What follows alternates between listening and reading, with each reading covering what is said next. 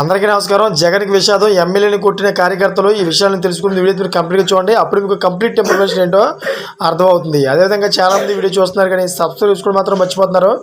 దయచేసి సబ్స్క్రైబ్ చేసుకోండి. సబ్స్క్రైబ్ చేసుకోవడం వల్ల నేను చేసే ప్రతి ఒక్క అప్డేట్ మీరు ముందుగానే పొందగలుగుతారు. అదేవిధంగా చాలామంది లైక్ చేయడం మర్చిపోతున్నారు. దయచేసి లైక్ చేయండి.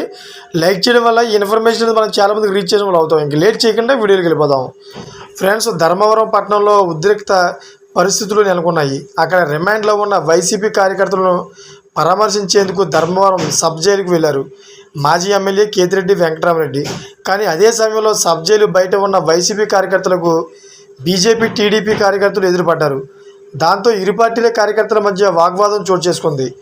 అయితే ఈ క్రమంలో కేతిరెడ్డి వాహనాన్ని బీజేపీ టీడీపీ కార్యకర్తలు కలిసి అడ్డగించి కేతిరెడ్డిని కొట్టేందుకు వచ్చారు. కారును అడ్డగించారు. అయితే కేతిరెడ్డి తప్పించుకునేందుకు కార్యకర్తలపైకి దూసుకెళ్లాడు కేతిరెడ్డి కారు డ్రైవర్.